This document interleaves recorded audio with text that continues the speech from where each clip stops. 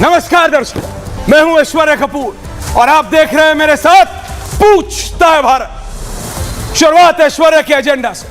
दर्शकों, ऐलान हो गया है जम्मू कश्मीर में इलेक्शन होने जा रहा है। हरियाणा का इलेक्शन भी उसके साथ होगा।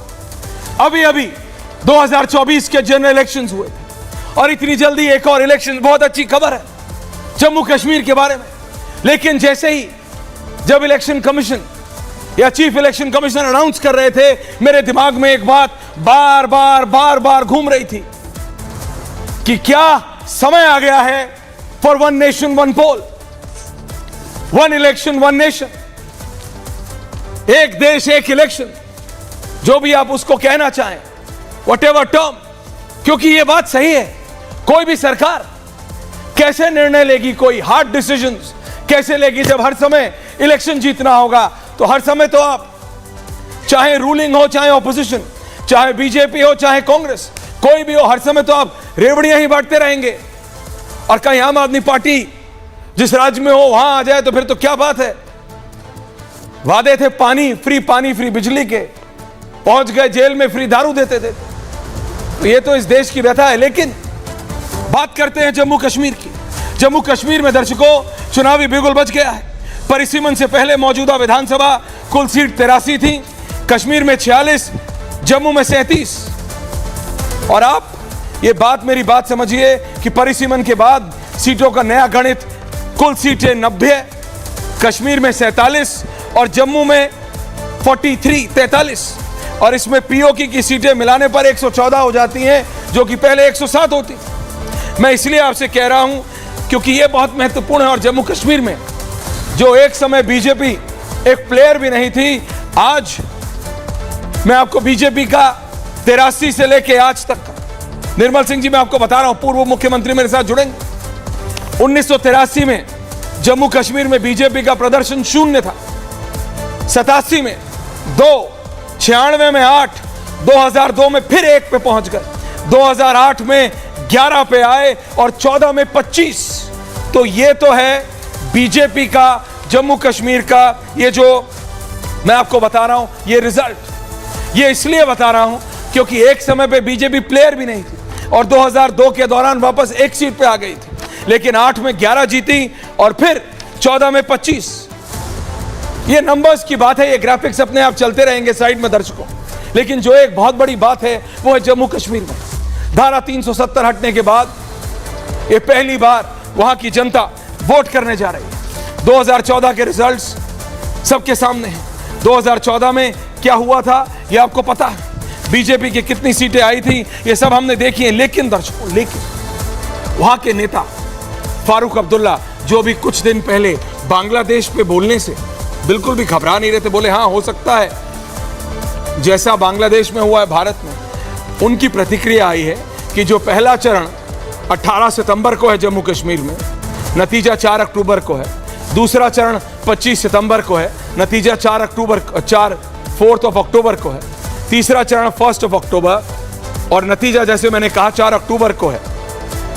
उस पर प्रतिक्रिया दे रहे हैं, उस पर कह रहे हैं कि बहुत अच्छी बात है, लेकिन मेरे सुपुत्र ओमर अब्दुल्ला इलेक्शन नहीं लड़ेंगे। ओमर अब्दुल्ला इलेक्शन तब लड़ेंगे निर्मल सिंह जी, वो कह रहे हैं तब जब फुल स्टेटहुड वापस आ जाएगा। जम्मू कश्मीर भारत का अभिन्न अंग था, है और रहेगा, ये बोलने की जरूरत भी नहीं लगती। एक समय था जब आप, ये जो चक्र सा चल रहा है जम्मू कश्मीर के आसपास, ये बड़े बड़े नेताओं का, जब इनमें से मैं कहूं एक नेता को बस छोड़ दीजिए, बाकी जितने भी 1 या 2 नेता जितने भी थे, ओमर अब्दुल्ला साहब, महबूबा मुफ्ती जी, गुलाम नबी आजाद जी, फारूक अब्दुल्ला साहब, जब ये लोग सत्ता पे काबिज थे जम्मू कश्मीर में, तब हमेशा ये बात बार बार बोलनी पड़ती थी हम पत्रकारों को कि जम्मू कश्मीर भारत का अभिन्न अंग था, है और रहेगा। अब सबको पता है और इन नेताओं को भी पता है, ये भी ज्यादा बोलते नहीं। लेकिन आतंकवाद, टेररिज्म इज ए रियलिटी। बहुत हद तक सरकार ने काबू करने की कोशिश की है, लेकिन अभी भी हम देखते हैं हमारे सैनिक किस तरह से अल्टीमेट सैक्रिफाइस देने से भी पीछे नहीं हटते हैं। और हमारा पड़ोसी ऐसा है पाकिस्तान, जिसको हम बदल नहीं सकते हैं। तो प्रॉब्लम विल परसिस्ट। उसको काउंटर कैसे करना है ये हमारे वहां के नेताओं को पता है। विद दिस ग्राफिक मैं जा रहा हूं पहले अपने स्पेशल गेस्ट के पास एग्जैक्टली इन 30 सेकेंड, लेकिन मैं ये स्पेशल रिपोर्ट पहले चलाना चाह रहा हूं, उसके बाद निर्मल सिंह जी में आ रहा हूं। और मेरे पास, क्योंकि मैं हरियाणा का भी इलेक्शन है, हरियाणा के इलेक्शन अभय चौटाला जी के सुपुत्र और युवा नेता INLD के अर्जुन चौटाला मेरे साथ जुड़ेंगे in exactly 30 seconds. But first special report and then we debate.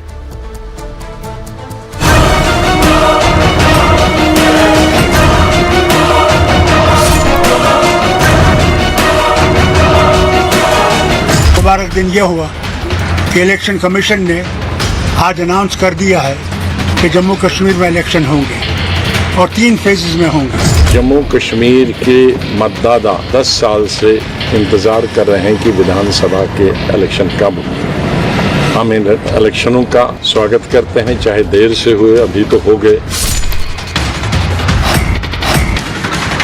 मैं स्वागत करता हूं इस चुनाव की घोषणा का और निश्चित रूप से हमारा कार्यकर्ता चुनाव लड़ने के लिए अपने बहुत पहले से तैयारी कर रहा है। हरियाणा में भी भारतीय जनता पार्टी की तीसरी बार सरकार बनेगी। हरियाणा में कांग्रेस पूरी तरह से तैयार है, लोग भी तैयार हैं। लोगों 36 बार ने फैसला कर रखा है ये अगली सरकार कांग्रेस पार्टी की सरकार होगी।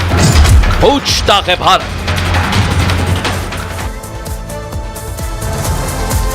और दर्शकों, मेरे साथ इस समय 2 बड़े नेता, एक जम्मू कश्मीर के पूर्व उप मुख्यमंत्री निर्मल सिंह जी जुड़ रहे हैं, बहुत बहुत स्वागत है निर्मल सिंह जी। और दूसरी तरफ हरियाणा से आए अभय चौटाला जी के सुपुत्र अर्जुन चौटाला जुड़ रहे हैं। आप दोनों का बहुत बहुत धन्यवाद।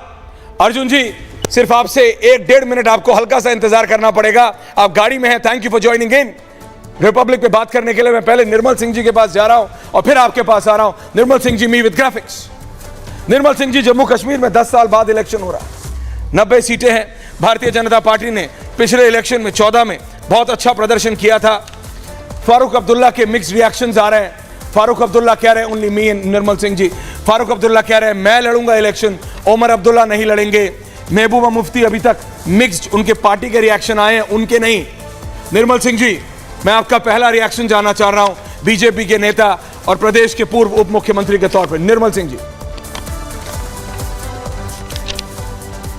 ऐश्वर्या जी, सबसे पहले मैं आपका आभार प्रकट करूंगा कि आपने अपने चैनल पर मुझे बुलाया है और ऐसे विषय पर बुलाया कि जो बहुत ही महत्वपूर्ण है। पूरी दुनिया की नज़रें आज जम्मू कश्मीर पर है, यहाँ के चुनावों पर है। इलेक्शन कमीशन ऑफ इंडिया का भी हम आभार प्रकट करते हैं कि वो जो है उन्होंने इलेक्शन अनाउंस किए हैं। देखिए, ये इन इलेक्शंस का बहुत देरी से इंतज़ार था और जिस प्रकार से आपने कहा डॉक्टर फारूक अब्दुल्ला, उनका मिक्स रिएक्शन है। डॉक्टर फारूक अब्दुल्ला, क्योंकि उन्होंने देखा है कि लोकसभा इलेक्शन में जिस प्रकार से उमर अब्दुल्ला साहब जो है पूर्व जो मुख्यमंत्री, उनकी हार हुई है, कश्मीर में हुई है, और उनका जो एजेंडा था अलगाववादी लूज एक्सेशन का एजेंडा कि हमें ऑटोनॉमी चाहिए, हम जो है 370 चीन की मदद से वापस लाएंगे, इस प्रकार के नाप शनाप की बातें। और ये लोग और PDP के लोग और इवन के कांग्रेस के लोग भी जिस तरीके का यहाँ मैस क्रिएट किया हुआ था, 50,000 लाशें जम्मू कश्मीर में गिरी हैं। और दूसरी तरफ हम देखते हैं कि 5 अगस्त 2019 के बाद जब 370 टूटा, 35 टूटा, एक शांति का माहौल है, तरक्की तामीर की तरफ जो है जम्मू कश्मीर जा रहा है। 2 करोड़ जो है वो टूरिस्ट यहाँ पर आते हैं, बाकी बातें हैं। इसके मद्देनज़र फारूक अब्दुल्ला को और ख़ासतौर पर उमर अब्दुल्ला को ये पता लग गया है कि कश्मीर के लोगों ने उनको रिजेक्ट किया है, उनकी सोच को रिजेक्ट किया है। आज उमर अब्दुल्ला जो हैं वो इसका स्टेटहुड के जो डिमांड है उसके पीछे छुप रहे हैं, वो अपनी कमज़ोरी को छुपा रहे हैं। स्टेटहुड आएगी, हम भी चाहते हैं स्टेटहुड आए, और जैसे प्रधानमंत्री जी ने जिस प्रकार से जो दिया है, आश्वासन दिया है, और कि स्टेटहुड आएगी जब भी उपयुक्त समय होगा, जब भी स्ट्रैटेजिकली इसकी ज़रूरत होगी तो स्टेटहुड आएगी और जम्मू कश्मीर को स्टेटहुड मिलेगी। लेकिन जो है क्योंकि यहाँ प्रॉक्सी वार लड़ रही है, पाकिस्तान जो है उन्होंने जो शदम युद्ध हम पर जो है थोपा हुआ है, उसको डील करने के लिए इस प्रकार के जो है मेजर की ज़रूरत थी, तभी यूटी बना था। और जब भी उपयुक्त समय आएगा स्टेटहुड मिलेगी और लोगों को भी इसका एहसास है। और इस वक्त जो है उमरुद्दुल्ला चाहे कुछ भी करें, अपने आप को शहीद बताने की कोशिश करें कि मैं इसलिए नहीं लड़ूंगा क्योंकि स्टेटहुड नहीं है, लेकिन उमरतुल्ला को पता है कि वो हारेंगे जिस प्रकार से लोकसभा में वो हारे हैं। बिल्कुल निर्मल जी, मैं बस इतना कह रहा हूं, जब जम्मू कश्मीर में इलेक्शन होता है, प्रेम शुक्ला जी, मैं एग्जैक्टली 1-1.5 मिनट में प्रेम शुक्ला जी आ रहा हूं।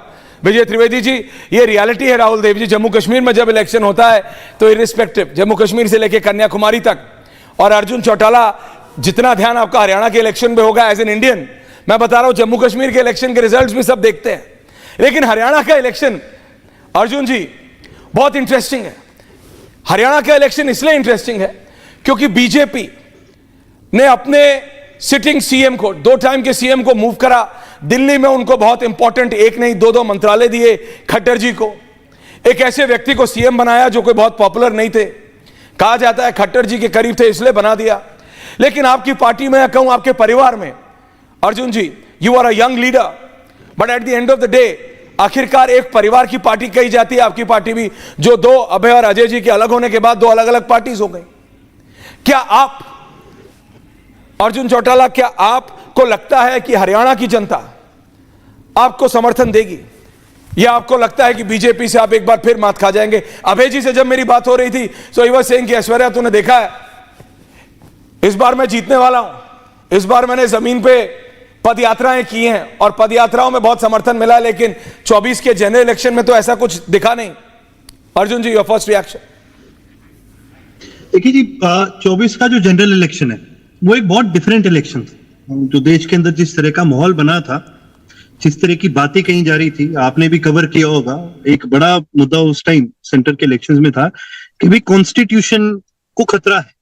मैं ये नहीं कह रहा भाई उस मुद्दे पे क्या हुआ क्या नहीं हुआ, लेकिन ये जेन्युइन एक मुद्दा था, और ये मेरे जैसे और भी कई आम नागरिकों के मन में ये भय था, ये डर था कि भाई अगर बीजेपी जिस दिशा से चलती जा रही है, जिस तानाशाह रवैये के साथ बीजेपी ने पिछले 10 साल में फैसले लिए हैं, ये एक बात साफ जाहिर कर रहा था कि अगर ये 270 या 370 सॉरी अगर ये 370 पार करते हैं तो जेन्युइनली ये माहौल बन रहा था देश में कि भी डिक्टेटरशिप आ सकती है। इसलिए इनसे लड़ना और इनको हराना लोगों के लिए बड़ा अहम हो गया था, बड़ा जरूरी हो गया। अब मैं आऊंगा हरियाणा की, जहां पर आपने बात करी, आपने बताया कि भाई चलते चलते चुनाव से, मेरे ख्याल से चुनाव अनाउंस होने से कोई हफ्ता 10 दिन पहले ही हरियाणा की सरकार भी गिराएगी, खट्टर साहब को बदला भी करा। तो देखिए जी, यूं ही नहीं होता कि चलते जंग के अंदर सेनापति बदले जाते हैं, कहीं ना कहीं कोई बहुत बड़ी कमी रही होगी। और फिर उसके बाद सैनी साहब का मुख्यमंत्री बनना, उनका जवाब सबको पता है कि भाई हम तो अर्जुन जी, कमी तो सबको पता है, कमी तो बीजेपी को भी पता है। कमी तो जब पहली बार खट्टर साहब को सीएम बनाया गया था, उसके बाद जो जाट आंदोलन हुआ था, राइट्स हो गए थे, कैप्टन अभिमन्यु सिंह जो फाइनेंस मिनिस्टर थे बीजेपी की सरकार में, उन्हीं का घर या महल जो भी वो जला दिया गया था उन्हीं के होम टाउन में। तो ये कोई हरियाणा के लिए और बीजेपी के लिए कोई ऐसा कोई स्टार्टलिंग नहीं था, लेकिन वो प्रधानमंत्री के चेहरे पे इलेक्शन लड़ते हैं हरियाणा में, एंड खट्टर साहब को प्रधानमंत्री का भरोसा था, डायरेक्ट भरोसा था। तो अभी भी वो भरोसा सैनी साहब के थ्रू है, या अब आप पछाड़ पाएंगे इनको? भाई भरोसा प्रधानमंत्री जी खट्टर साहब पे रखे या ना रखे ये मैटर नहीं करता। मेरे ख्याल से प्रधानमंत्री जी का होगा भरोसा, तभी मंत्री बनाए उनको। पर मुख्यमंत्री रहने के लिए आपको जनता का भरोसा चाहिए, और जनता का भरोसा जो है वो खट्टर साहब खो चुके हैं। और ये खाली मैं ही नहीं, आप खुले मंच से कहीं पर भी पूछिए, आज जनता का भरोसा ना केवल खट्टर साहब हो, चाहे सैनी जी हो, चाहे इस बीजेपी का कोई भी नेता हो, कोई भी कार्यकर्ता हो, आम जनता का इन लोगों के ऊपर से।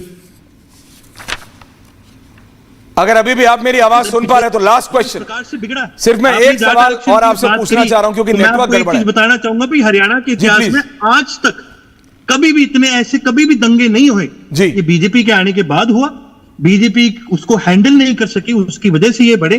कोई भी अगर अच्छी सरकार होती, कोई जनता की सरकार होती, तो इसको हैंडल करने में कोई दिक्कत नहीं आती जी। लोगों की मांग गलत नहीं थी, लोगों का हक होता है अपनी मांग रखने का, लेकिन जब सरकार ही उनको अपनी मांग तक ना रखने दे तो ये एक बहुत बड़ा और बहुत गलत मैसेज आता है जनता के अंदर। अर्जुन चौटाला, एक ये लास्ट सवाल और आपसे, अगर आप मेरी आवाज सुन पा रहे हैं। मेरी बात पूरी होनी थी जी, प्लीज करिए। हमारा संविधान हमें यह हक देता है कि हमें कहीं पर भी डेजिग्नेटेड, संविधान के हिसाब से भी जगह डेजिग्नेटेड है जहां पर हम बैठ के धरना दे सकते हैं और अपनी मांगों को रख सकते हैं। लेकिन अगर उन डेजिग्नेटेड जगहों पर भी हमें ना बैठने दिया जाए, अगर अपनी बात ही ना रखने दिया जाए, फिर आप मुझे ये बताइए कि आम जनता क्या करे? हम शरद पवार पे ही उतरेंगे। ये गलती इसके अंदर लोगों की नहीं है, ये गलती इसके अंदर सरकार की है। एक आपसे निवेदन है अर्जुन जी, आप अपने कार की अगर अंदर की लाइट जला सकें, क्योंकि मैं एक और सवाल आपसे लेना चाह रहा हूं, आपकी शक्ल नहीं दिख रही है। Thank you so much for that. अगर आप अपने इंटीरियर की गाड़ी की लाइट जला लेंगे, इट विल हेल्प अस, आपका चेहरा दिखेगा। And second point is this Arjun ji, मैं बस ये कह रहा हूं, thank you so much for that, thank you Arjun Chautala.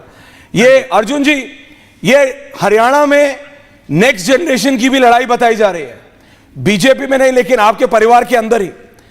Ajay ji के दो सुपुत्र दुष्यंत जी तो उप मुख्यमंत्री रह चुके, और अभय जी के दो सुपुत्र, आप और आपके भाई का। मैं आपसे फ्रैंकली पूछ रहा हूं, let this be my last question to you, 90 में से कितनी सीटें जीत पाएंगे आप? आपको क्या लगता है? हम पूर्ण बहुमत के लिए तैयार हैं, और इंडियन नेशनल लोकदल और बीएसपी मिलकर पूर्ण बहुमत इस प्रदेश के अंदर लाने जा रही है। और जहां तक कि आपने अगली जनरेशन की बात करी, मैं उसमें भी दो बात जरूर अपनी तरफ से जोड़ना चाहूंगा। देखिए जी, हमारा दायित्व इंडियन नेशनल लोकदल के कार्यकर्ता होने के नाते हमारा दायित्व है कि हम जननायक चौधरी देवीलाल जी की विचारधारा से जुड़े हुए लोग, और हमारी लड़ाई कोई, ये देखो, ये कोई राजघराने नहीं है, ये राजे गए उनके घराने भी गए, ठीक है, इसका कोई लेना देनी नहीं है, कोई वो नहीं है आपका क्या कहते हैं उत्तराधिकारी और शुक्ला जी सुन रहे हैं ना? वंश किसका है, ये सारी बात की बेकार की बातें। आज जनता एक चीज कहती है, और क्योंकि मैं एक परिवार से जुड़ा हुआ हूं, तो मेरे से भी ये सवाल किया जाता है कि आपके परदादा ने जनता की आवाज उठाने का काम करा, मुजाहरा आंदोलन चलाने का काम करा, हरियाणा के हितों की लड़ाई लड़ने का काम। आपके दादा ने, ओम प्रकाश चौटाला जी ने, इस प्रदेश के अंदर विकास लाने का काम करा। इस प्रदेश के विकास पुरुष कहे जाते हैं चौधरी ओम प्रकाश चौटाला जी। मेरे पिताजी चौधरी अभय सिंह जी ने हरियाणा के अंदर, और ना केवल हरियाणा के अंदर, पूरे देश के अंदर जितना उन्होंने स्पोर्ट्स के लिए करा, शायद ही इस देश के अंदर कोई नेता आया होगा जिसने स्पोर्ट्स के लिए इतना बड़ा योगदान करा। तो लोग हमसे ये पूछते हैं कि भाई जब आपके परिवार ने इतना करा तो आप क्या करेंगे?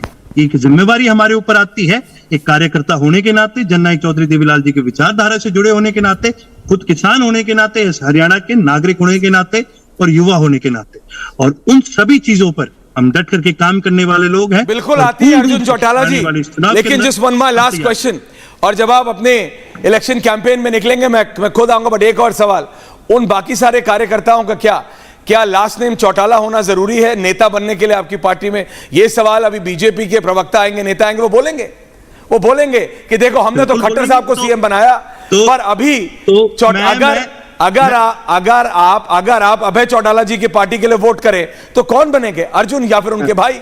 कोई और तो आपकी पार्टी में नेता नहीं बनेगा, सीएम नहीं बनेगा। आपके जो कजिन ब्रदर हैं दुष्यंत चौटाला जी, अगर उनको भी कोई सपोर्ट करे तो कौन बनेगा? चौटाला ही सीएम बनेगा। आपकी पार्टी में कोई और नॉर्मल कार्यकर्ता तो नेता नहीं बन सकता। ये सबसे बड़ा वार रहता है बीजेपी का आपके ऊपर। इसके ऊपर जी मैं आपको बड़ा सरल शब्दों से जवाब देना चाहूंगा। बीजेपी को पता नहीं है क्या बीजेपी के अंदर पता नहीं है उनका नेता कौन बनेगा? हम नेता के लिए ही वोट करते हैं। अब चाहे मैं उनका बेटा हूं, चाहे मैं पार्टी का कार्यकर्ता हूं, मैं आज ठोक के ये बात कहता हूं, भाई हमारा एक कार्यकर्ता आज कहता है हम तो चौधरी अभय सिंह जी को इस प्रदेश का मुख्यमंत्री बनाना चाहते हैं। और रही बात, अगर बीजेपी ये सवाल उठाना चाहे, बिल्कुल उठाए, कोई बड़ी बात नहीं है जी। तो वो मेरे को इसके साथ साथ ये भी बताए कि बृजभूषण जी की जो सीट है वो करण भूषण को क्यों दी गई? क्यों ऐसा है कि भाई शरद पवार जी के जो भतीजे हैं अजीत पवार, उनको क्यों एज ए डिप्टी सीएम आप लेके आए? आपने पूरे प्रदेश के अंदर, हरियाणा की भी अगर बात करो तो हरियाणा के अंदर भी आपको ऐसे कई इंस्टेंसेस मिलेंगे जहां पर पुराने नेताओं के बच्चों को आगे उनको टिकट दी गई है। देखिए जी, ये परिवारवाद की जो लोग बात छेड़ते हैं इसका कोई मायने नहीं रखता। मायने आज के दिन एक ही चीज देखते हैं, लोग सिर्फ एक चीज देखते हैं, लोग ये देखते हैं भी काम करने वाला कौन है, काम करने वाला कौन परिवार से है तो भाई लोग जुड़ेंगे उसके साथ। बिल्कुल चौटाला साहब, देखते हैं कौन कितना काम कर रहा है। ऐसे परिवार आए हैं जी, बहुत ऐसे परिवार आए और बहुत ऐसे परिवार जाएंगे। ठीक है, परिवार का नहीं है, लोग आज के दिन खुल के देखते हैं काम कौन करेगा। चौधरी अभय सिंह जी ने, चौधरी ओम प्रकाश चौटाला जी ने, जननायक चौधरी देवीलाल ने लोगों के काम करे हैं, तभी लोग जुड़े। आज कहीं को, कल को आप मेरे को अगर एक एज अ नेता मेरे को एक प्लेटफॉर्म देते हैं, मेरे को बात करने के लिए कहते हैं, अपनी बात रखने के लिए कहते हैं, मैं कोई दो ढंग की बात करूंगा, तभी लोग कहेंगे ना कि ये बात ठीक कर रहा है। एक परिवार तो ठीक है अर्जुन, अगर आप दो ढंग की बात करेंगे तभी कोई सुनेगा, तभी वोट करेगा। तो देख लेंगे, ज्यादा समय नहीं बचा है। 4 October is the result. Thank you so much. और मैं सीधा जा रहा हूं अपने पूरे पैनल के पास। धन्यवाद। मेरे साथ प्रेम शुक्ला जी, निर्मल सिंह जी जुड़े हुए हैं जम्मू कश्मीर से, विजय त्रिवेदी जी, भाटी जी, रत्नाकर त्रिपाठी जी, राहुल देव जी, सब जुड़े हुए हैं, अभय हसन, नंबर क्रंचर जुड़े हुए हैं। मेरे पास एक बहुत डिस्टर्बिंग न्यूज प्रेम शुक्ला जी, विजय जी, उदयपुर से आ रही है। मैं उसको बस कंफर्म कर रहा हूं and then I will break it. लेकिन बहुत डिस्टर्बिंग न्यूज है जो अभी उदयपुर से आ रही है। लेकिन जम्मू कश्मीर में जो निर्मल सिंह जी ने शुरू में कहा, प्रेम शुक्ला जी, मैं आपसे जानना चाहता हूं बीजेपी के लिए कितना महत्वपूर्ण है जम्मू कश्मीर का इलेक्शन? 10 साल बाद हो रहा है, आर्टिकल 370 हटने के बाद पहला इलेक्शन है जम्मू कश्मीर में असेंबली के लिए। प्रेम शुक्ला जी विद ग्राफिक्स। पूरे देश के लिए अत्यंत महत्वपूर्ण है और भारतीय जनता पार्टी के लिए राष्ट्र प्रथम, पार्टी द्वितीय, व्यक्ति तृतीय है। तो भारतीय जनता पार्टी के लिए तो अत्यंत महत्वपूर्ण है और हमें पूरा विश्वास है कि जम्मू एवं कश्मीर में लोकसभा चुनाव का जो जनादेश है, सबसे बड़ी पार्टी, अगर आप लोकसभा चुनाव में देखें, सबसे अधिक मत प्रतिशत भारतीय जनता पार्टी के पक्ष में लोकसभा चुनाव के जनादेश में प्राप्त है। और यही हरियाणा में भी है। हरियाणा में भी कांग्रेस पार्टी और भारतीय जनता पार्टी के बीच में मत प्रतिशत का अंतर लगभग 3% का है, ये समझ कर चलिए आप। और वहां पर भी अभी अर्जुन चौटाला जी आपके पैनल में थे और उन्होंने कुल मिला के एक ही बात कही कि मेरे परदादा और दादाजी ने घी खाया था, मेरे शरीर से उसकी सुगंध आ रही है। इसके अतिरिक्त कुछ उनके पास जो है कहने के लिए नहीं था। भाई मनोहर लाल खट्टर जी के परिवार से कौन राजनीति में था? आप मुख्यमंत्री की बात करते हैं। भजन लाल जी के परिवार से कौन राजनीति में था? मोदी जी के परिवार से कौन राजनीति में था? योगी जी के परिवार से कौन राजनीति में था? देवेंद्र फडणवीस जी के पिता विधान परिषद सदस्य थे, लेकिन कोई मुख्यमंत्री हो पाए ऐसी स्थिति कभी थी क्या? कभी जो है वो राजनीतिक जो है पिताजी के नाते राजनीति में आए क्या? ऐसी स्थिति नहीं भाई। तो हमारे उत्तराखंड के सीएम है पुष्कर सिंह धामी जी, पहली पीढ़ी के राजनेता है। तो हमारे यहाँ आप जो हम फला के बेटे हैं, ये क्वालिटी नहीं। हाँ, किसी के सिर्फ इस आधार पर प्रतिबंध नहीं लगा दिया जाएगा कि उसके परिवार का कोई राजनीति कर रहा है, लेकिन चूंकि उसके पिताजी राजनीति कर रहे हैं इसलिए उसको प्राथमिकता दे दी जाए, यह भारतीय जनता पार्टी की नीति कभी नहीं रही है। और हरियाणा में जाति और गोत्र और परिवार की राजनीति किसने लाई? आया राम गया राम की राजनीति जो कुख्यात हुई, उसमें भी राम को बदनाम करने का काम अगर कहीं से शुरू हुआ। प्रेम शुक्ला जी, माफी चाह रहा हूं, ब्रेकिंग न्यूज आ गई उदयपुर से। उदयपुर राजस्थान के स्कूल में बच्चों की लड़ाई चाकूबाजी में हो गई है और उसको लेकर हिंसा भड़क गई है। पूरे उदयपुर में 144 धारा 144 लग गई है। आक्रोशित भीड़ ने आगजनी तोड़फोड़ कर दी है। कलेक्टर के ऑफिस में इमरजेंसी मीटिंग चल रही है। मुख्यमंत्री को विजुअल्स ऑन है, ब्रीफ कर दिया गया है। सीएम को ब्रीफ कर दिया गया है और ये लाइव विजुअल्स उदयपुर से आ रहे हैं। ये बहुत डिस्टर्बिंग, यही मेरे पास इंफॉर्मेशन आ रही थी जिसका मैं इंतजार कर रहा था। दो गुटों के बीच में लड़ाई हुई। छात्र हैं ये, दर्शकों दे, स्कूल में पढ़ने वाले बच्चों के बीच में लड़ाई कब हाथापाई में बदली, हाथापाई से कब चाकूबाजी हो गई, चाकूबाजी से कब मृत्यु हो गई और मृत्यु से कब ये दंगे में बदल गया, दंगे में बदल गई। चाकूबाजी के बाद भीड़ भड़क गई है बहुत जबरदस्त उदयपुर में। It's a developing situation. हमने सुना 15 अगस्त में ही प्रधानमंत्री ने बात की थी that we need to stick together, हम सबको एक साथ रहना। और जब इस तरह की लड़ाई स्कूल तक पहुंच जाए, स्कूल तक की लड़ाई दंगों में बदल जाए, Rahul Dev ji, Vijay Trivedi ji, it's very disturbing. मैं चाहता हूं इसमें आप ऑडियो डाउन कीजिए। Can I have 2 senior journalist on this? I want to talk for a minute about this. मैं पहले अपने रिपोर्टर से ग्राउंड खबर ले रहा हूं, विजय जी और राहुल जी, ताकि आपको पता लग जाए। उसके बाद मैं आपका इसके ऊपर चाहता हूं कि बच्चों की लड़ाई दंगे में कन्वर्ट हो रही है, ऐसा नहीं होता है। ये कोई पीछे से सपोर्ट होता है, ये एंटी सोशल एलिमेंट्स का सपोर्ट होता है। मेरे लोकल रिपोर्टर वहां पे है Amardeep. I am going to my local bureau chief. Amardeep, क्या है latest? Amardeep, over to you. क्या हो रहा है उदयपुर में? बच्चों की लड़ाई। देखिए इस वक्त सबसे बड़ी चीज आपको बता दूं कि अभी फिलहाल हाई लेवल मीटिंग जो है प्रशासन पुलिस की जो है कलेक्ट्रेट में चल रही है। हुआ क्या है? अमरदीप शांत, मीटिंग है। अमरदीप जी, पहले ये बताइए हुआ क्या है? अमरदीप जी, पहले ये बताओ हुआ क्या है? मुझे जो पता लगा कि बच्चों के बीच में, स्कूल में पढ़ने वाले बच्चों के बीच में धक्का मुक्की से हाथापाई हुई, हाथापाई से चाकूबाजी हुई, चाकूबाजी से दंगे तक पहुंच गया। ये कैसे हुआ? Please explain. You are live on Poochta Bharat, explain कीजिए।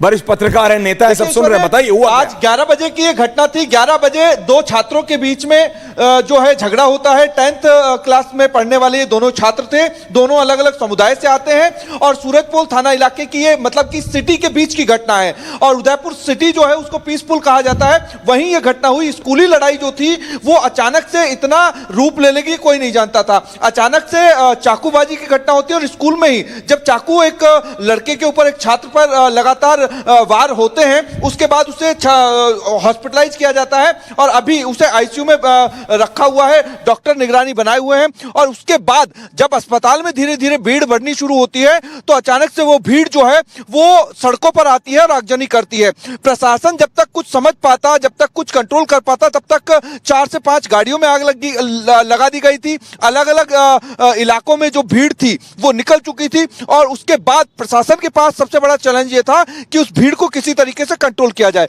और यही कारण था कि कलेक्टर ने, डीएम ने तुरंत इमीडिएटली 144 इंपोज की और धारा 144 के बाद कंट्रोल करने के लिए अभी हाई लेवल मीटिंग बुलाई है। तो ये बड़ी चीज थी कि एक स्कूल में हुई एक छोटी घटना जो मारपीट के बाद में चाकूबाजी में बदलती है और उसके बाद में ये रूप ले लेती है।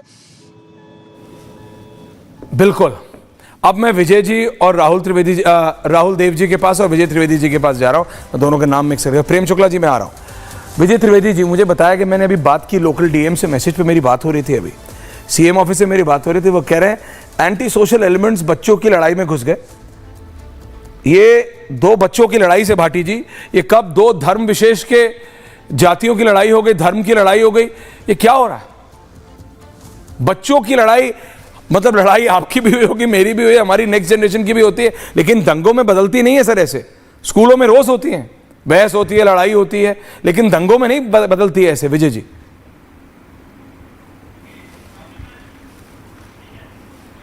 विजय जी म्यूट हो गया है सर, अनम्यूट कर दीजिए। विजय जी अनम्यूट कर दीजिए। Thank you sir. जी सर। ऐश्वर्या, मैंने भी अभी उदयपुर बात की थी कुछ देर पहले और वहां से मुझे पता चला कि एक कम्युनल टेंशन वहां पर बना हुआ है शहर के अंदर, समझे। और ये घटना सुबह की है, जैसे आपके रिपोर्टर भी बता रहे हैं, और स्कूल में 2 ग्रुप जो है, 2 छात्र जो है उनके बीच हुई, लेकिन वहां पर टेंशन की ट्रिगर पॉइंट बन गया। एक्चुअली क्या है कि आप अगर उदयपुर को देखें, उदयपुर राजस्थान के, मैं राजस्थान से जुड़ा हुआ हूँ, उदयपुर राजस्थान का सबसे शांत शहरों में से माना जाता रहा। बहुत अच्छा कम्युनली, उसमें बहुत टेंशन नहीं होता। लेकिन जो पिछली घटना हुई थी, यदि आपको याद हो, जो कन्हैया लाल की घटना हुई है, उसके बाद से उदयपुर सिमर करता रहा है कम्युनली टेंशन को लेकर। कुछ ना कुछ वहां पर छोटा मोटा टेंशन बना रहता है और इसलिए ये कहना कि आज अचानक ये कुछ हो गया और केवल छात्रों की लड़ाई है, कहने के लिए ठीक है कि छात्र ने चाकू मारा और दूसरे ग्रुप में आ गया, लेकिन वहां पर अभी तक वो स्थितियों पर पूरी तरह से काबू नहीं पाया गया है। और उदयपुर को मैं फिर से कह रहा हूं कि राजस्थान का सबसे बेहतरीन, सबसे शांत शहर, वैसे भी उसे झीलों का शहर कहा जाता है, बहुत खूबसूरत शहर है और वो सबसे शांत शहर माना जाता है। कम्युनली टेंशन वहां पर सबसे कम होता है। उसके बाद भी ये घटना होना मैं बहुत ही चिंता वाली बात समझता हूँ। सूरजपोल का इलाका, जैसा आपके रिपोर्टर में मैं गया हूँ, वो बहुत शांत इलाका है, कोई ऐसा कम्युनली टेंस इलाका नहीं है और कम्युनल टेंशन वहां पर कम होता है। उसके बाद ये हो रही है तो या तो एडमिनिस्ट्रेशन ने उसको प्रिएम्प्ट नहीं किया कि किस तरह से ये घटना होगी, क्योंकि जितनी भीड़, जितनी वहां पर आगजनी हुई है जो मुझे बताई गई, वो बड़ी है। इसका मतलब एडमिनिस्ट्रेशन को जितना तुरंत में एक्शन लेना चाहिए था या जो काम करना चाहिए था वो वहां पर नहीं हो पाया। अभी थोड़ा सा कंट्रोल है वहां पर, जो मेरी जानकारी मिली है, लेकिन फिर भी ये बड़ा सेंसिटिव इशू है और इस पर आगे कंट्रोल के लिए ये आज की स्थिति नहीं है कि धारा 144 लगाने से काम चलेगा। इसको पॉलिटिकल लीडरशिप को और जो कम्युनिटी के लीडर्स हैं उसके बीच में सुलझाना पड़ेगा। मैं आ रहा हूं आपके पास। मेरे पास उस समय उदयपुर से, नासिक से, ये क्या हो रहा है? मेरा डिबेट था जम्मू कश्मीर पे, निर्मल सिंह जी, लेकिन महाराष्ट्र के नासिक में 2 गुटों में हिंसा, और वो गुट कौन से? बांग्लादेशी हिंदुओं के साथ जो गलत हो रहा है उसको लेके एक यात्रा निकल रही थी, उसके ऊपर पथराव हो गया। बांग्लादेशी हिंदुओं का जो नरसंहार बांग्लादेश में हुआ, उसके खिलाफ एक यात्रा निकल रही थी राहुल देव जी नासिक से। वहां भी इसी तरीके के विजुअल्स, आ रहे हैं नासिक से। नासिक मध्य प्रदेश। मेरे साथ सत्यप्रकाश जुड़े हुए हैं। सत्यप्रकाश, अब ये नासिक में क्या हो गया? महाराष्ट्र में, माफी चाहता हूं।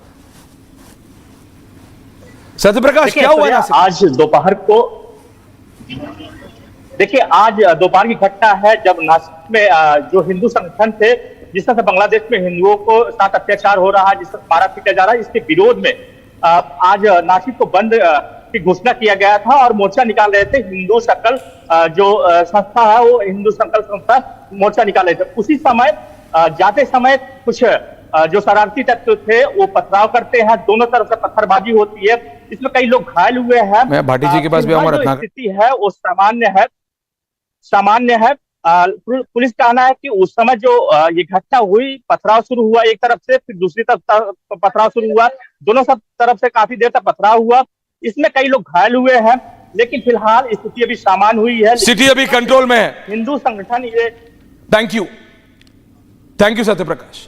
राहुल देव जी, उदयपुर से लेकर नासिक तक, थैंक यू सत्यप्रकाश। मैं आता हूं वापस आपके पास। जैसे can I have my full panel on now? Nirmal Singh ji, बहुत बहुत धन्यवाद। थोड़ा डिबेट चेंज हो गया। Abhay ji, thank you. राहुल देव जी, रत्नाकर त्रिपाठी जी, भाटी जी मेरे साथ स्टूडियो में है, विजय त्रिवेदी जी, सबको लाइए। अभय जी को थैंक यू कर दीजिए। अभी मैं नंबर्स पे नहीं जाऊंगा आज। राहुल देव जी, मैं आपसे समझना चाह रहा हूं, उदयपुर में 2 बच्चों की लड़ाई कहां चली जाती है, नासिक में क्या हो जाता है? ये क्या हो रहा है राहुल देव जी? ये हमारी सोसाइटी में क्या हो रहा है, समाज में क्या हो गया? हमारा पूरा समाज, भारतीय समाज, एक मैं कहूँगा जिसको अंग्रेजी में कहते हैं पाउडर केग पे बैठा है, यानी बारूद के ढेर पर बैठा है। पिछले कई लंबे समय से देश का सांप्रदायिक धार्मिक विद्वेष का माहौल लगातार गर्म हो रहा है और किया जा रहा है, और उसका ये जो कहीं छोटी सी घटना होती है वो अचानक एक सांप्रदायिक दंगे में और विस्फोट में बदल जाती है। ये उसी के लक्षण हैं। ये विस्फोट, शुरुआत इनकी सांप्रदायिक नहीं होती शायद, लेकिन ये बहुत जल्दी ऐसे संघर्ष में बदल जाते हैं। और हर घटना की पहले से पूर्वानुमान लगाना दुनिया में किसी भी सरकार और प्रशासन और पुलिस के लिए संभव नहीं होता। हर जगह इस समय, हर शहर में, हर ज़िले में, दोनों हिंदुओं और मुसलमानों और बाकी लोगों की ओर से दोनों ऐसे संगठन, ऐसे लोग, ऐसी शक्तियां हैं जो ऐसे मौक़ों के इंतज़ार में रहती हैं, और उनको जहां मौका मिलता है वो वहां पर कुछ न कुछ करके उसको एक बड़े संघर्ष में, बड़े दंगे में बदल देते हैं। ये बहुत ज़्यादा सावधान रहने का समय है सबके लिए, बहुत संयमित रहने का समय है, और ये किसी भी तरह से भावनाओं को और उत्तेजित ना किया जाए, ये सुनिश्चित करने का समय है। ये पूरे देश के लिए बहुत खतरनाक समय है, और ये जो सारे हम देख रहे हैं, उदयपुर से लेकर नासिक तक और उसके अलावा भी हम कहीं भी जाएंगे जी, सब जगह देख रहे हैं इस तरह की छोटी छोटी घटनाएं अब ज़्यादा हो रही हैं। पहले बड़े दंगे होते थे, अब बड़े दंगे नहीं होते, ये छोटे छोटे दंगे हो रहे हैं। तो ये हमें बता रहे हैं कि पहले जो बीमारी कुछ जगहों पर सीमित थी, लेकिन बाकी समाज और देश उनसे बचा हुआ था, अब वो लगभग हर ज़िले और शहर में फैल गई है, और ये एक बहुत कठिन समय है। मैं नहीं जानता कि देश और समाज इससे कैसे उभरेगा।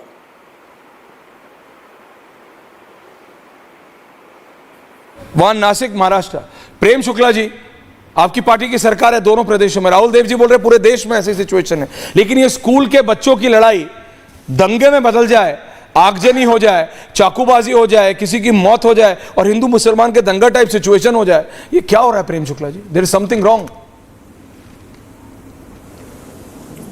देखिए, एक कौम विशेष के साथ संकट है ये। मुंबई में पहला दंगा आपको ऐश्वर्या जी पता है क्यों हुआ था? क्योंकि एक पारसी का कुत्ता मस्जिद में चला गया था, इसलिए दंगा हो गया। तो कुछ लोग जो हैं अब जो है नासिक में, अगर बांग्लादेश में हुए हिंदुओं के उत्पीड़न पर सकल हिंदू समाज अगर प्रदर्शन करता है, तो सकल हिंदू समाज के प्रदर्शन पर पत्थर मारने के लिए वाले जो हैं वो कौन है? क्यों पत्थर मार रहे हैं? चलिए, भारत में तो राष्ट्रीय स्वयंसेवक संघ, भारतीय जनता पार्टी, विश्व हिंदू परिषद, सबको अभी भाटी जी और शेष लोग उसको दोष दे देंगे। लंदन में कौन है भाई भारतीय जनता पार्टी का? लंदन में कौन है संघ वाला? लंदन में कौन है विश्व हिंदू परिषद वाला? फ्रांस में क्यों हो रहा है दंगा, ये बताइए? जर्मनी क्यों अब जल रहा है? सारा यूरोप जो है किसकी कौमी आग में जल रहा है? बांग्लादेश में क्यों हिंदुओं को निर्वस्त्र करके पीटा जा रहा है? क्यों मंदिरों को आग लगाई जा रही है? बांग्लादेश के हिंदू जो हैं वो हमले कर रहे थे। बांग्लादेश के हिंदू जो हैं वो किसी को जो है चोट पहुंचा रहे थे। बांग्लादेश के हिंदू किसी के हितों पर प्रहार कर रहे थे क्या? एक हिंदू महिला जो लगातार मुस्लिम समाज की महिलाओं के विकास के लिए अपने एनजीओ के माध्यम से काम करती थी, उसको उन्हीं महिलाओं ने निर्वस्त्र करके सड़क पर घसीटा और समाज विशेष के पुरुषों से बलात्कार करवाया। कौन दोषी है भाई इसके लिए? ये एक मानसिकता है कि काफिरों को खत्म कर देंगे। ये जो मानसिकता है ना, ये बहुत घातक है। संयम बहुत आवश्यक है समाज में, लेकिन यह घातक है कि हिंदुओं के अगर नवरात्रि में जुलूस निकलेगी तो हमला कर देंगे, गणेशोत्सव निकलेगा हमला कर देंगे, हनुमान जयंती होगी हमला कर देंगे, सरस्वती पूजा होगी हमला कर देंगे। आपने कभी देखा हिंदुओं ने मुहर्रम के किसी जुलूस पर हमला किया है? हाँ, शिया का जुलूस निकलता है, सुन्नी हमला करता है, लेकिन हिंदुओं ने कहीं हमला किया? सुना कहीं पथराव हुआ? हिंदू अगर जो है बांग्लादेश के मामले पे प्रदर्शन करेंगे तो पथराव होगा। क्या कारण है भाई? क्या पीड़ा है? अगर हिंदुओं का जवाब ले रहा हूं, नरसंहार हो रहा है, मेरे को लगता है इसमें सारी पॉलिटिकल क्लास को एक साथ आना चाहिए। कहीं मोर्चा निकला हो, हिंदुओं ने हमला किया हो, बताइए एक जगह। पॉइंट टेकन प्रेम शुक्ला से क्या लेन देन है? वो आपका व्यू पॉइंट है, लेकिन फिलिस्तीन का कहीं मोर्चा निकला हो, ओके प्रेम दादा, पथराव किया हो, ओके प्रेम दिखाइए। ओके भाटी जी, मेरे को हटाइए, छोटा कीजिए। भाटी जी, मैं आपका व्यू पॉइंट जानना चाह रहा हूं। बच्चों की लड़ाई अगर दंगे में बदल जाए, so it's a point of concern. ये पूरे समाज के लिए, ये सिर्फ उदयपुर सिटी या राजस्थान नहीं, ये पूरे देश के लिए एक चिंताजनक बात है कि अगर स्कूल के दो बच्चों की लड़ाई, सोचिए सबके घरों में बच्चे हैं, नहीं तो आप जानते होंगे बच्चे स्कूल जाते, लड़ाई होती है, बहस होती है, गुत्थम गुत्था भी होती है, हाथापाई भी होती है, हाथ पैर भी चलते हैं। भाटी जी, ये आप जानते हैं, आपके साथ जब आप बचपन में होगा, अगली जनरेशन के साथ मेरे साथ होता है, मेरी अगली जनरेशन के साथ होता है, लेकिन दंगे तो नहीं हो जाते। और हिंदू मुस्लिम का रंग ले ले, वो ये क्या हो रहा है? There is something in principally wrong there. अपना जो आखिरी वाक्य बोला वो इसका सॉल्यूशन है कि इसे सभी राजनीतिक दलों को इसकी चिंता होनी चाहिए और सबको एक साथ खड़ा होना चाहिए। ये देश के शांति का, सद्भाव का, देश के विकास का मसला है। जो राहुल देव जी ने चिंता व्यक्त की, उस चिंता से मैं अपने आप को जोड़ते हुए पूरे भारतीय समाज को, पूरे राष्ट्र को चिंतित होना चाहिए कि देश में ऐसे हालात क्यों बन रहे हैं। जरा सी बात पे आपस में झगड़े, फसाद, दंगे क्यों हो जाते हैं। अब इस आपके पैनल में अभी प्रेम शुक्ला जी ने जो बोला, एक भी शब्द शांति और सद्भाव का नहीं है, नफरत का और उकसावे के शब्द बोले हैं सारे। बांग्लादेश में समस्या चल रही है, वो बांग्लादेश की अंदरूनी समस्या है, अपनी समस्या है, उस पर उन्होंने कंट्रोल भी किया काफ़ी हद तक। हम बांग्लादेश की समस्या को लेकर अपने देश में झगड़ा करा रहे हैं, अपने देश में तनाव बढ़ा रहे हैं, अपने देश के नागरिकों को आपस में लड़ा रहे हैं। बांग्लादेश के अगर हिंदुओं की आपको चिंता है तो बांग्लादेश सरकार से बात करिए, वहाँ स्वयंसेवक भेजिए, वहाँ कोई सहायता भेजिए। यहाँ जुलूस निकालने से और अपने देश के अल्पसंख्यक को गाली देने से बांग्लादेश की समस्या कैसे हल हो जाएगी? लगातार सोशल मीडिया पर इतने नफरत भरे पोस्ट किए जा रहे हैं, लगातार यहाँ हमें वहाँ के अल्पसंख्यकों की रक्षा के लिए अपने देश के अल्पसंख्यकों को गाली दे रहे हैं, उन्हें निशाना बना रहे हैं।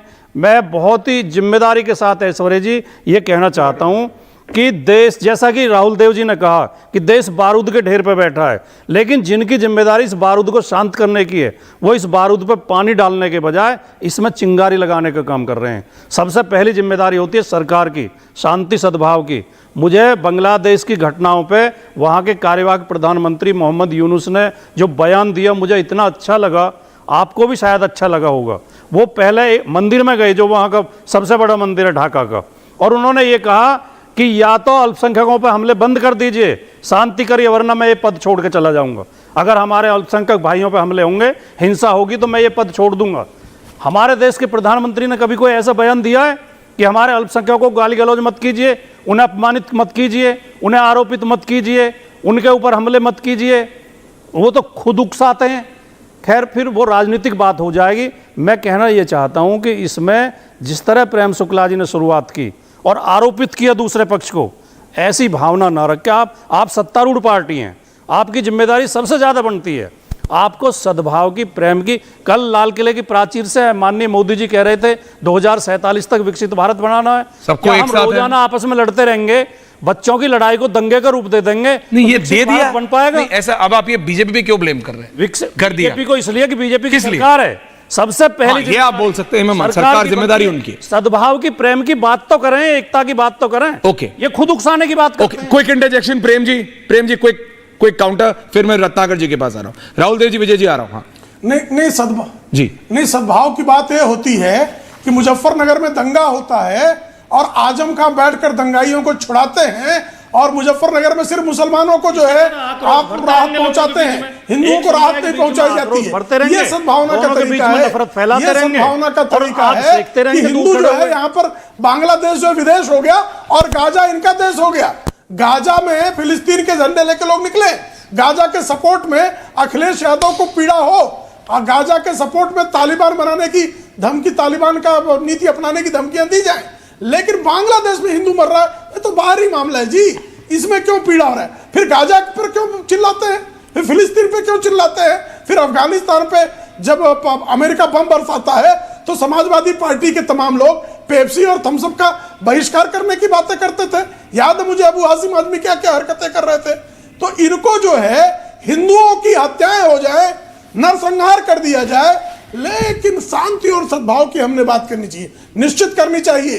दोनों पक्षों से जब शांति और सद्भाव की बात होगी तभी सद्भाव होगा। सद्भाव के लिए दोनों पक्षों को समान रूप से एक जगह आना होगा, दोनों को इस तरह की समस्याओं का समाधान करना होगा। ये तुष्टीकरण वाले जो लोग हैं जी, ये एक कौम विशेष के लोगों को उकसा कर, ये बात मैं मानता हूं, शुरुआत आपको करनी होगी, ओके, आप समाज को। त्रिपाठी जी ऑल्सो, राहुल जी आ रहा हूं, राहुल जी स्माइलिंग को गाली देना बंद कीजिए। रत्नाकर जी देखिए, आप और मैं कई बार मजाक करते हैं, आप मेरे से डिसएग्री करते हैं, लेकिन ये टेंशन की बात है। टेंशन की बात इसलिए, बच्चों की लड़ाई अगर दंगे में बदल जाए, गाड़ियां जल जाएं, चाकू छुरी चल जाए तो बात कुछ और है। लोकल जब गुंडा एलिमेंट होता है तो चाकू छुरी तक रहता है, ये आप सब जानते हैं। ऑन एयर कोई बोलता नहीं बोलता, ये मेरे को पता है। ज्यादातर स्कूल की लड़ाई में कॉलेज के बच्चे आ जाते हैं, कॉलेज की लड़ाई में लोकल एरिया के एंटी सोशल एलिमेंट या फिर जो गुंडा एलिमेंट होता है वो आ जाता है। वो चाकू छुरी तक होता है, इससे आगे नहीं। वो मार दे किसी को और वो दंगे में बदल जाए, गाड़ियां जला दे, दिस इज सिस्टम। मतलब ये मतलब ऐसे नहीं हुआ है, ये मतलब ऐसे ही नहीं हो गया है, कोई है इसके पीछे, और ये टेंशन की बात है। त्रिपाठी जी, ऐश्वर्य जी, हाँ ऐश्वर्य जी, इसलिए मैंने डिबेट चेंज किया, माफी चाहता हूं इसके पीछे। अगर आप सड़कों पे बारूद, क्या बोल रहे हैं? नहीं, मैंने इसलिए टॉपिक चेंज किया, डिबेट का टॉपिक था जम्मू कश्मीर हरियाणा, लेकिन मैं इस पे आ गया। जी बोलिए। नहीं, अरे ठीक है, मैं ये कह रहा हूं कि देश का माहौल बनता इसके लिए जिम्मेदार है ना। जब सत्तारूढ़ पार्टी देश की सड़कों पर, गलियों में, नालियों में, घरों में बारूद फेंकती रहेगी तो आप ये नहीं कह सकते कि किस जगह चिंगारी निकली हो, किस जगह आग लगी हो, किस जगह धमाका हुआ। आप इस बात को मान के चलिए। आप प्रेम शुक्ला जी का स्टेटमेंट देखिए, पूरा स्टेटमेंट देखिए, सद्भाव रखिए नहीं तो दुर्भाव होगा, सीधी चेतावनी है। उनका अगर स्टेटमेंट देखा जाए तो लगेगा गोया हर देश का हर मुसलमान निकल के देश के हर हिंदू को पीट रहा है, गाली दे रहा है, उसकी हत्या कर रहा है। हिंदुओं के जितने जश्न होते हैं उन पे बम फेंके जा रहे हैं। हम तो बनारस में रह रहे हैं, हमने पिछले 35 साल में दंगे नहीं देखे। लेकिन इनका मानना है कि अगर कहीं भी कुछ भी होगा तो वहां पे मुसलमान जो है वो मारपीट करने लगेगा, गोली बारूद चलाएगा। बहुत इनको दर्द है बांग्लादेश के हिंदुओं के लिए। आप जेनेसिस समझिए ना, मुझे वहां के हर अल्पसंख्यक सहानुभूति है, क्योंकि वहां हिंदू ही नहीं मारे जा रहे। अवामी लीग के कम से कम 700 नेता मारे गए, मुझे बताइए। शेख हसीना भाग आई हैं, वहां पार्टियों के बीच दंगा चल रहा है जिसे आप हिंदू का नाम दे रहे हैं। हिंदुओं के खिलाफ नहीं है, वहां का हिंदू अवामी लीग की शेख हसीना के साथ था, देखिए झूठ इनका ये लपटता है, इसलिए उसके खिलाफ अत्याचार कहते हैं। आपने तो दिखाया नहीं ना। राहुल आनंदा जो है ऊपर अवामी लीग के बड़े छात्रों के साथ खड़े थे और उनका घर जला दिया गया, उनकी सड़कों पे घसीट के हत्याएं कर दी गई। अरे शुक्ला जी चुप रहिए महाराज, क्यों बीच में कूदते हैं आप? मुझे राहुल आनंदा जो है वो छात्रों के आंदोलन के साथ खड़े थे और हिंदू होने के नाते उनका घर फूंक दिया गया। झूठ बोलने बैठे यहाँ। ये जो है आपकी राजनीतिक लंपटता जो है और कोई जानता है। स्वामी श्रद्धानंद की हत्या में किस तरह से हत्यारे का महिमा मंडन करने का कुकर्म कांग्रेस ने किया था, तब से ये श्रृंखला जारी है। रिलैक्स इनको चुप कराइए। रिलैक्स। अमरदीप पहुंच गए लोकेशन। बात 10 सेकंड सुनिए। आप बोलिए। अरे आप झूठ बोलेंगे, राहुल जी आ रहा हूं, जी आ रहा हूं, तो चुप कराइए। आप आतंकवादियों जिहादियों के समर्थन में खड़े हो गए और इन्हें चुप कराइए, शांति की बात करना। आपने कैंसर को मेटास्टेटिस में पहुंचा दिया है, लाइलाज कर दिया है। आपने इस देश की जो अच्छा, एकता अखंडता कुकर्मी थी, कांग्रेसी उसपर है। दीमक प्रेम शुक्ला जी प्लीज रिलैक्स। विजय जी, राहुल देव जी, आप दोनों के पास आ रहा हूं। बाटी जी, मेरा रिपोर्टर अमरदीप राजस्थान के हमारे ब्यूरो चीफ लोकेशन पे पहुंच गए। Full frame Amardeep now, only Amardeep, 60 mean 40। Amardeep, अब मुझे एग्जैक्टली बताइए, ये बच्चों की लड़ाई दंगे तक कैसे पहुंची है? अभी जब आप बोल रहे थे तो विजय जी मेरे साथ थे, विजय त्रिवेदी जी, वो बोल रहे हैं ऐश्वर्या मैं उदयपुर को जानता हूं, मैं इन इलाकों को जानता हूं, ये ऐसे नहीं है, ये इतनी बच्चों की लड़ाई से टेंशन में नहीं आ सकते हैं। तो क्या हो गया, कौन है इसके पीछे? मैं नहीं मानता कि दो छात्रों की लड़ाई गाड़ियों के जलाने तक, दंगे तक पहुंच जाएगी। Full frame Amardeep from location, ground zero से रिपोर्ट कर रहा है रिपब्लिक। देखिए ईश्वर, मैं सबसे पहले बता दूं कि 11 बजे की स्कूली में घटना थी जो कहासुनी में तब्दील हुई, उसके बाद चाकूबाजी में तब्दील हुई। लेकिन उदयपुर को बहुत पीसफुल कहा जाता है, लोग यहाँ घूमने आते हैं, ना सिर्फ देश से बल्कि विदेशों से घूमने आते हैं, और वेनिस कहा जाता है, लेक सिटी कहा जाता है। शांति व्यवस्था यहाँ इतनी बहुत माकूल रहती है। लेकिन ये जली हुई गाड़ियां जो है, ये तस्वीरें बता रही हैं कि यहाँ थोड़ी देर पहले घटना हुई जो सब कुछ जलाती हुई यहाँ पे चलती हुई आगे निकल गई। इसके अलावा ये गाड़ियां देखिए, ये गाड़ियों के शीशे फोड़े हुए हैं और यहाँ पे पूरा का पूरे ये गाड़ियों में आग लगाई हुई है। ये तीसरी गाड़ी देखिए, ये गाड़ियां जो है वो जलती हुई ये गवाही दे रही हैं कि यहाँ पे सोशल एलिमेंट्स थे उस भीड़ के साथ में, जो कि इस तरीके से इस शहर को सुलगाना चाहते थे। ये चौथी गाड़ी आप दिखाएं महेश, ये गाड़ियां जो हैं ये लगातार कतार से गाड़ियां खड़ी हुई थी और यहाँ पे ये तमाम जो गाड़ियां हैं वो जली हुई थी। और इसी तरीके से आगे जब भीड़ निकली तो लगातार आगे की तरफ तोड़फोड़ करती हुई निकली। आगे भी इसी तरीके की गाड़ी है। ये पूरा का पूरा आप ये देखेंगे, ये पूरा जला हुआ है, ये गैरेज का हिस्सा था, ये पूरा गैरेज का हिस्सा जो है वो जला दिया गया है। और इसके ठीक बिल्कुल सामने एक 5 स्टार होटल भी है, तो उससे आप समझ सकते हैं कि यहाँ पे आसपास के पंचवटी इलाके की जो तस्वीरें मैं आपको दिखा रहा हूँ, यहाँ पे लोग तो हैं लेकिन दुकानें जो हैं वो बंद हो चुकी हैं। पर्यटक जो यहाँ पे आता है देश विदेश से, वो तमाम जो लोग हैं वो अभी होटल में है या फिर दूसरी जगह शरण ले चुके हैं। नीचे नहीं, जिनका गैराज है उनसे बात करता हूँ, क्या हुआ था ये बताइए। हम यहाँ पर वर्कशॉप बढ़ा रहे थे दिन को, पब्लिक खराब खड़ी हुई थी, पब्लिक उधर तो पब्लिक आई कितनी भीड़ थी? 500 पब्लिक होगी, यानी 1000-1500 पब्लिक होगी।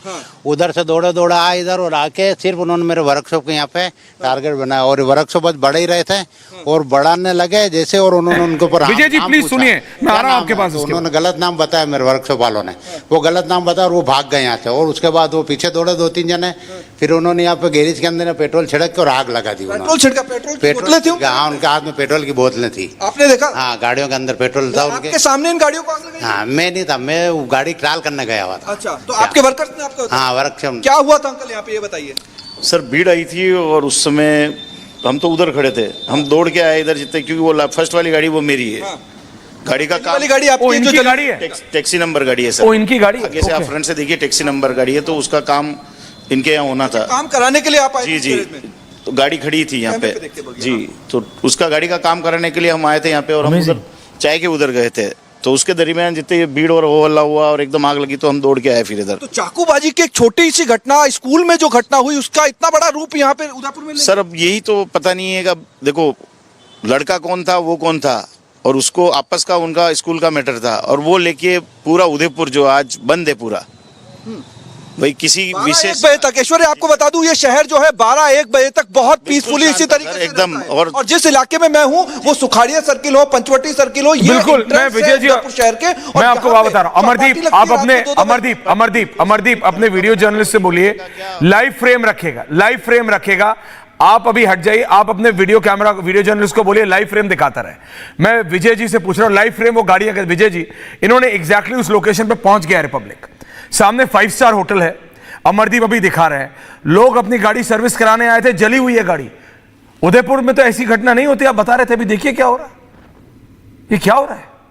मेरी जगह राहुल ऐश्वर्या, अमरदीप भी वही बात कह रहे थे, और सुखाड़िया सर्किल जो है उदयपुर का महत्वपूर्ण इलाका है, बेहतर इलाकों में से माना जाता है। और ये जो गाड़ियों की इसीलिए मैंने कहा कि अमरदीप से भी समझना चाहिए कि ये क्यों हुआ। और मैं जो बात कह रहा हूं, मैं कोई सांप्रदायिक वो बात नहीं कर रहा, लेकिन एक तो दोनों जगह पर आप देखिए, उदयपुर में भी और नासिक में भी भारतीय जनता पार्टी की सरकार है, तो एक तो उनको जिम्मेदारी लेनी चाहिए कि इस तरह क्यों हो रहा है। लेकिन मैं फिर से बता रहा हूँ, आप उसको माने ना माने, वो उदयपुर में पिछले 2 साल से जब से ये घटना हुई है वो सिमर कर रहा है। और सिमर करने से क्या होता है, कोई भी ट्रिगर पॉइंट मिलता है, आप समझते हैं क्या कि स्कूल में चाकूबाजी की, एक तो स्कूल में चाकूबाजी की घटना क्यों हुई, और चाकूबाजी की घटना इस तरह के बड़े, ये तो सांप्रदायिक दंगा है ना, इसको आप ये गाड़ियां जलाने की घटना के तौर पे मत देखिए, इसको समझने की कोशिश कीजिए कि वो सिमर कर रहा है वहां पर communal tension. Prem Shukla ji please बताइए। तो वो communal tension, Vijay ji clearly बोल रहे हैं कि जो उदयपुर में जो बेहेडिंग की घटना हुई थी उसके बाद से ये अंदर अंदर अंदर अंदर अंदर अंदर मतलब वो था, मतलब उबल रहा था, उसको एक जरा सी घटना मिली, बच्चों की लड़ाई दंगे में बदल गई। प्रेम शुक्ला जी, सरकार बीजेपी की जिम्मेदारी तो लेनी पड़ेगी।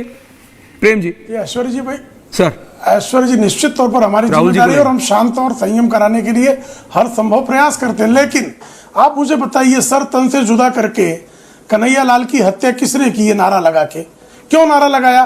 नूपुर शर्मा का एक टेलीविजन पर बयान, किसी ने आज तक नूपुर शर्मा के विरुद्ध में भगवान शिव का अपमान करने वाले का सर तन से जुदा करने की बात की क्या? और सर तन से जुदा करके जो सर तन से जुदा कर गए उनको बचाने का काम किसने किया?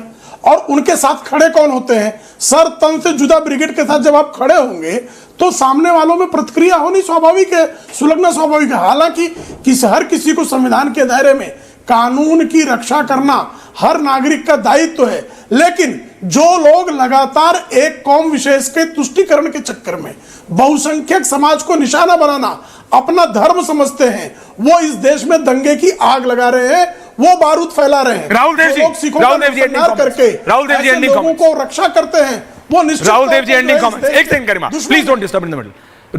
राहुल देव जी, राहुल देव जी, मुझे बहुत दुख है भाजपा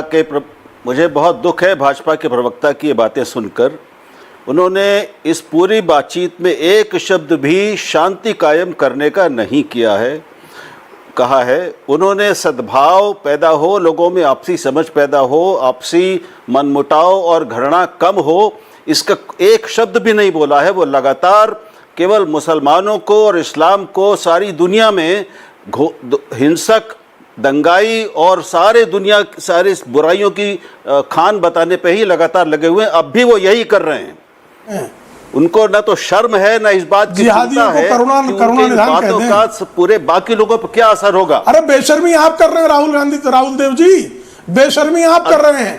मैं जिहादियों को जो है अंतिम बात वर्ड सब सीनियर लोग हैं। आप सब देखिए सिचुएशन टेंस, आराम से, प्रेम जी आपके तो नाम में प्रेम। कैसी बातें कर रहे हैं? मैं उनको भी कह रहा हूं, मैं सबको कह रहा हूं, शांति से, प्रेम से, एवरीवन ऑन एयर। जी राहुल जी बोलिए लास्ट कैसे जो है ये चाहते हैं जिहादियों को निदान कह दिया जाए। अंतिम बात जी भाई, बोलिए। आप पाखंड कर सकते हैं, हम क्यों करें?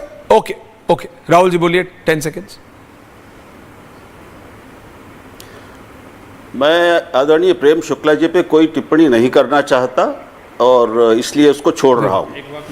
मैं अंतिम बात ये कह रहा हूँ कि हर समाज में और हमारे समाज पूरे देश में हर जगह ऐसे लोग, ऐसी संस्थाएं और मंच चाहिए जहां पर जिन भी समुदायों में मनमुटाव है, एक दूसरे को लेकर शंकाएं हैं, संदेह हैं, शिकायतें हैं, गिले शिकवे हैं और नफरत है, वो एक दूसरे के साथ बैठकर उसको दूर कर सकें। और ऐसे लोगों की हमें ज़रूरत है जो जहां जहां ऐसी चिंगारियां सुलग रही हैं वहां उनको शांत कर सकें, उन पर पानी डाल सके। दुर्भाग्य से जिन पर सबसे ज्यादा ये काम करने की जिम्मेदारी है वो सत्ता में बैठे लोग, वो पॉइंट टेकन राहुल देव जी, अभी समय, पूरे परिवार के लोग वो ये नहीं करते, बिल्कुल 5 सेकंड बोलिए बाटी जी। मैं केवल एक कोई बात नहीं, केवल एक बात कहना चाहता हूं कि आदरणीय प्रेम शुक्ला जी ने कम से कोई बात नहीं 6-7 बार जिहादी हत्यारे शब्द यूज किया। ये किसके लिए कहना चाह रहे हैं? एक पूरे समुदाय को जिहादी हत्यारा मैं सिर्फ इतना कह रहा हूं, तो समस्या की जड़ है। मैं इतना कह रहा हूं, प्लीज समस्या की कॉल फॉर शांति। रिपब्लिक इस पे लाइव रहेगा। मैं इसलिए परेशान हूं, मैंने इसलिए डिबेट चेंज की। उदयपुर में बच्चों की लड़ाई दंगे पे आ जाए, नासिक में शांतिपूर्ण प्रोटेस्ट चल रहा है, वहां पे दंगे हो जाएं, इसलिए टॉपिक चेंज किया। लेकिन विजय जी ने जो कहा, राहुल देव जी ने जो कहा, प्रेम शुक्ला जी, बात सिर्फ इतनी है, बच्चों की लड़ाई दंगे में कन्वर्ट हो जाए तो सबको, आपको, राहुल जी को, रत्नाकर जी को, सबको कुछ तो सोचना पड़ेगा। Something is wrong. और जो कहा विजय जी ने कि अंदर ही अंदर उदयपुर वाली घटना के बाद ये गाड़ी सिमर कर रहा था, सरकार को ध्यान देना पड़ेगा। सरकार की जिम्मेदारी है, इल्जाम जिस पे भी है, जो जिम्मेदार है उसको पकड़िए, लेकिन जिम्मेदारी तो राज्य सरकार की है, लॉ एंड ऑर्डर मेंटेन तो राज्य सरकार को करना पड़ेगा सर। Thank you. ये लाइव रहेगा रिपब्लिक नासिक से भी और उदयपुर से भी। बहुत बहुत धन्यवाद। Thank you very much.